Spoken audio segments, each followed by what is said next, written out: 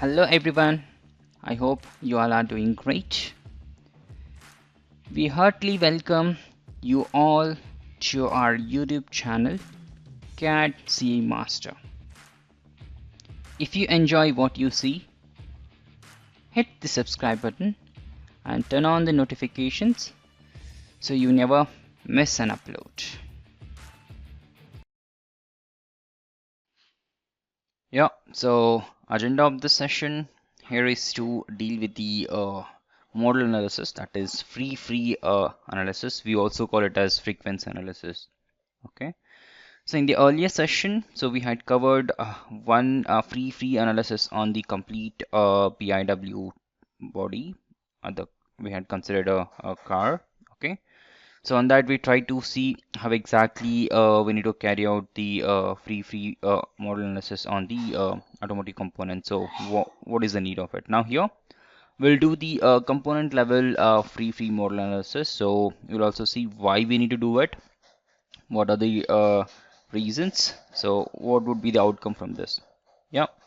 So you could see the agenda, meshing, element checks, we do it, deck preparation, and then yeah, the bottom cards. If we have any issues in the model, we will debug and we'll finally post-process.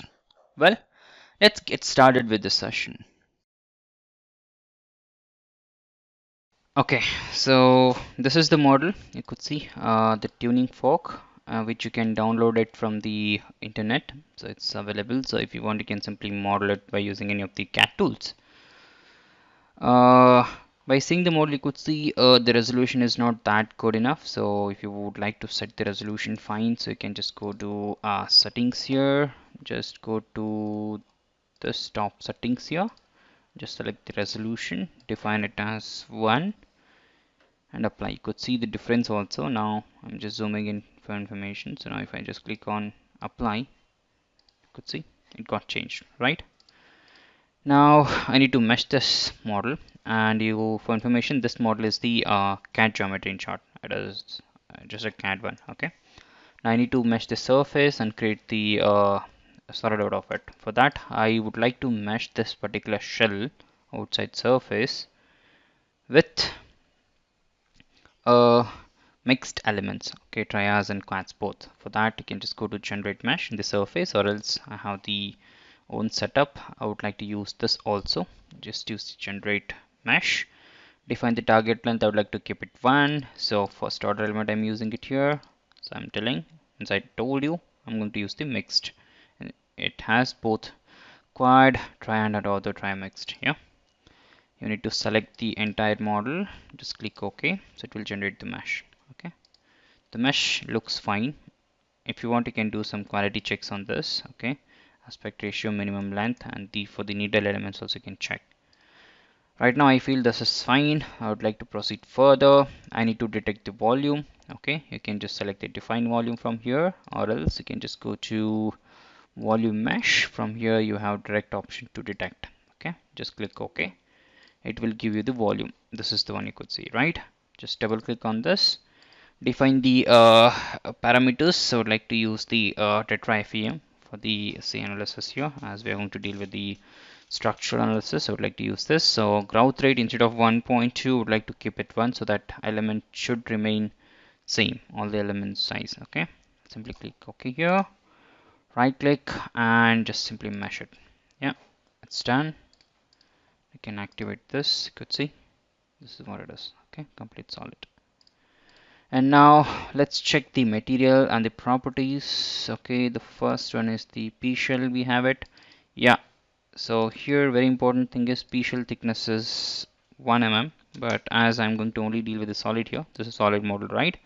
I'd like to keep it as least as possible so that it should not impact our the validation runs or whatever the run you're going to do it. Okay, it's just a membrane, I'm defining it here. If you define the thickness less than 0.1, so it will be considered as a membrane, just for information. Yeah, now this is the very important aspect here. So we are going to solid into account. So this is the property we have defined it for this. Yeah, so now the material information, just check the material. So this is for the Pshell, this is for the solid. Yeah, both are here. I would like to delete this one. So yeah, so we have two materials, one for this, You can define the same material for both. That is also fine because anyway it's steel. Let me just show you guys. If you just open it, it's steel properties. Okay, density, Poisson's ratio, and the Young's modulus. Yeah, so this is not applied. You could see this is applied. So I would like to remove this. Very important thing, as I told you, you need to define the material. So if you simply assign, it doesn't help you out. So you will get an error. The material not defined. So you should check this option here. Very important step. Okay. Yep, so we have defined most of the things required for this. Now I'm going to do the simple model like the model analysis on this, the free. Okay, so we had seen for the automotive components, the complete trim bodies and the BIW, what are the advantage of running the free analysis on that. But when it comes to component level, what would be the advantage? So here we will get to know the natural frequency of the component, the resonant frequency we can tell in short. So if this component has the natural frequency of on average 468 Hertz, this should be the resonant frequency of this component. Means if other component is having the 468 Hertz and if you are going to bring that component near to this component, the frequency will match and the resonance will happen. In short, there might be a catastrophic failure. Some components will work with respect to resonance. There are different examples we had seen in the earlier session. But here, if we have the resonance, the component will fail. Okay, so to avoid the resonance, we need to change the frequencies of the components so that they should work with respect to the natural conditions. In short, to get to know about the natural frequencies of the components, we also run the free analysis on the component level. Clear? Well, so that's done. So, yep, next thing is I would like to go to analysis, and structure is also fine. And here I would like to define the header, as we don't have the header, right? So go to header here, analysis. I would like to take the normal modes. If you click, so these are the options it will add. So I'll just click OK. Now you could see these are the things. Yep, analysis, normal modes, fine. If you want, you can refer the deck. I think last time I had showed you guys, right? So let me just quickly open. Then there will be param cards into it, and then the initial preliminary tech header which I had copied. You can refer that. So this is the one.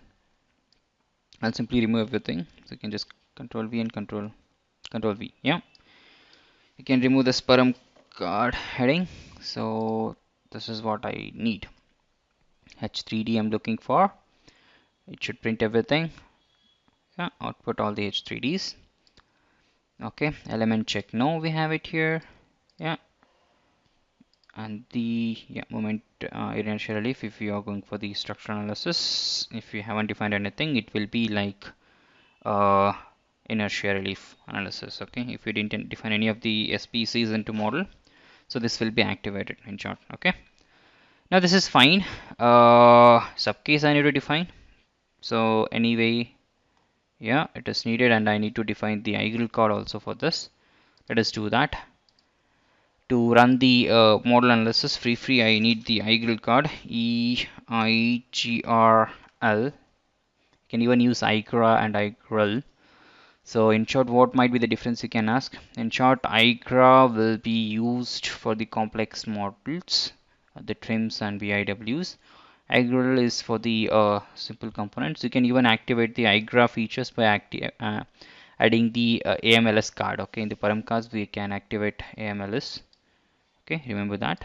Fine. Now here I'd like to go ahead with the 10 modes. Here it is the range 0 to 1300 or 1200 or 100 or whatever it is, you can define it here, but I'm not concerned about any of the frequency range. I would like to just see what are the 10 modes. The first 6 should be 0, and after that for like 7th to 10th modes will be there, and then depending upon the vibrations and the behavior of that component, the structural behavior, we could decide how the component will behave practically, and with respect to that we'll see what would be the natural frequency. Okay, I'll just click OK for this.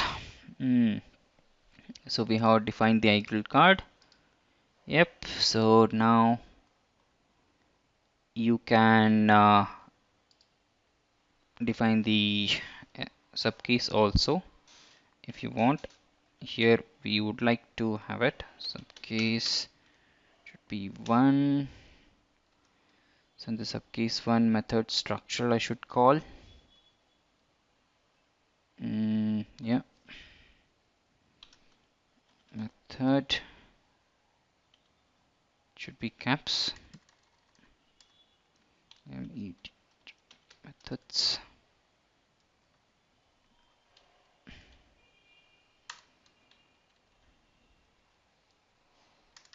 Okay, equals I should call the EIGRL card here, this one.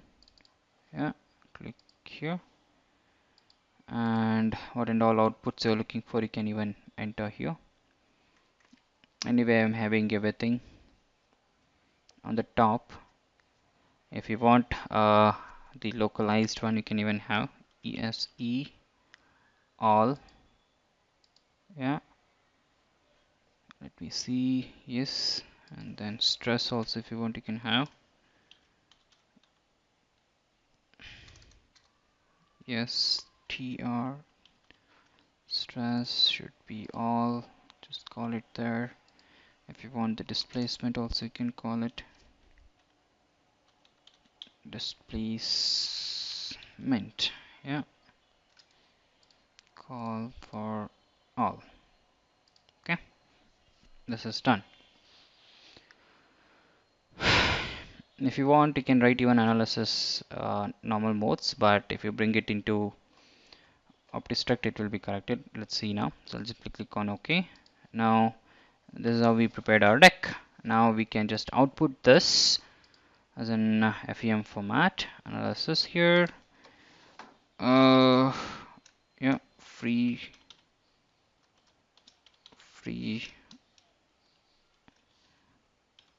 ANSYS on tuning fork.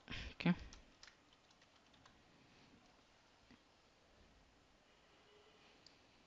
Save it. Very important. Continuous done. So keep all commands none. Click OK. This is done. Now we need to work on HyperWorks. Just open it. We need to run it like in short. So I'm just activating the Hypermesh session. So we'll just quickly have a look into the deck what we have prepared. So we'll just try to import into HyperWorks, Hypermesh. Okay, and then we'll try to run it by using the Optistruct solver inside it. Let's see. Now I would like to load the file import solver deck. Okay, fork this one, just open it once, import it. Like to see the whole model. So we do have the membrane and the solid, could see, right? Now we have the input type EIGRL here, and then we have the subcase defined, right? This is subcase, could see. We have defined method structural here. Okay, the analysis type you can have it normal modes if you want. Okay, you can call it here.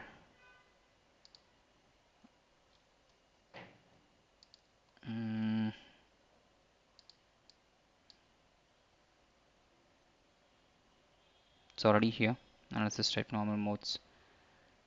So again, why should I call it? Yeah, we have defined the displacements, fine. So yeah, I think no issues here. What I need to do now is just go to analyze and then just try to feed it to the Optistruct solver. Just click on it here, Optistruct, run it. Let's see what should be the issue. Yeah, it started running. Process, iteration progress, job completed. Okay. Could see, can expand it here. It is not showing anything. Let us see the out file. You can just click on view out file here, or else you can even click on the results here, or hyperview here. So if you click on this hyperview, what it does, did it do anything? No. Yeah, now it will load the hyperview session inside this only. Okay. If you click on this results, it will load a older version. Let us see. Could see this is here. Whichever is convenient for you, you can refer it. Okay. Here we have the plots, and then just try to see the first mode. It will be too fast, so now I can reduce the frames. So it is moving a lot. Set the deformation here. I'd like to set it to 0.01. Apply. See, this is how it is. Let's see in our new 2022. Here you can just activate the counter. Sorry, yeah, apply. Similarly, here you can switch to deformation. It's quite easy, right? It is looking good, and some people are very happy with this one. So I would also like that. I used to use that also, but this is also fine. There is no issues. You can switch to model, then you can set your reference to 5 or 6. Display the animation. See, yeah. Now we'll concentrate on what exactly the frequency values. As I said, the first one 0, second one you could see 2.6 minus 2 in the sense 0 again, minus 2 0, 4, 5, 6, 6 is also 0. Now when it comes to 7th mode, you could see this is how it behaves. And normally if you see the mechanism of the tuning fork, this is how it will vibrate, right?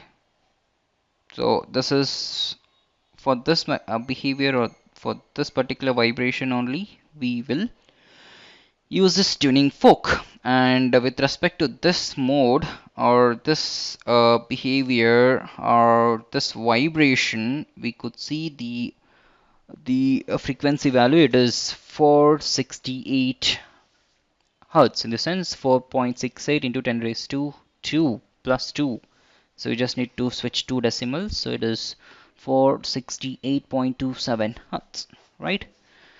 So this is the natural frequency or the resonance frequency of this component in short. And if you see the 8th mode like this might not be the practical one. And 9th one also, it is not going to behave like this. And the 10th one also, nope. So in short, if we have the frequency near to 450, 460, 470, then we should think. Okay. In short, again, you can ask me how the resonance will happen. So you are telling this is the natural frequency or resonance frequency. What exactly it is? It's a shit or what? In short, if you want to analyze, I hope you can refer other YouTube videos also there. If you have the two tuning fork with the same configuration, same material properties, and if you hit a tuning fork, if you hit one tuning fork, it will vibrate with the natural frequency of 460 hertz. Now if you bring that vibrating tuning fork near to the second tuning fork, which is exactly the same one, then with respect to that frequency, this component will also try to vibrate, because there the resonance will happen. So if you bring the component, whatever the component with respect to that particular resonating frequency, then this component, this frequency, or this particular tuning fork will also start vibrating, that we had seen it. Another example is, let's say the natural or resonance frequency of the glass is certain, like approximately, I don't know, but a certain value. Okay, assume for example it is 50 hertz, and then if you try to create that 50 hertz vocally, I think you had seen some of the English songs, right? They will what scream and then the glass will burst because that particular the screaming of the girl, the frequency produced by her voice will be exactly equal to the resonant frequency of the glasses, so then it will try to break. So this is how you can just correlate what exactly it is and how we need to consider in our practical scenarios. For example, let's say we have the pump, we have the fasteners. Okay, in that case, we have the supporting mount also. Let's say if the supporting mount frequency is 40 Hertz or 45 Hertz, and my fasteners which I'm using it, if it is 40 Hertz exactly, then with respect to the mount and the motor, they will vibrate anyway because of the motor rotation, and with respect to that vibration, there will be frequencies generated. Then mount will also resonate, so it will try to vibrate with respect to its natural frequency 40 Hertz, and even the fastener will also rotate, then they both will resonate. Then that time mount and fastener will tend to feel they might be a crack or it's a complete failure. Okay, so like that. Okay, so in short, if you face this one, or this is the main reason why we do this free analysis on the components, to check the resonance or the resonating frequency of the components, to make other components not to meet that particular resonant frequency, so that the mechanism will remain safe. Okay, yep, I think that's all from the session. I hope you understood why we do the component level model analysis. If you have any doubts, please do comment in the comment section so that we can help you out, we can reach you out. And then if you're not getting, please try to contact us by using the contact details which we have provided. Yeah. We heartily thank you all for watching this video. If you enjoyed this video, don't forget to hit the subscribe button and give it a thumbs up. Follow us on Facebook, LinkedIn and Instagram for behind the scenes content and the updates. Stay curious, stay awesome, and see you again in the next video.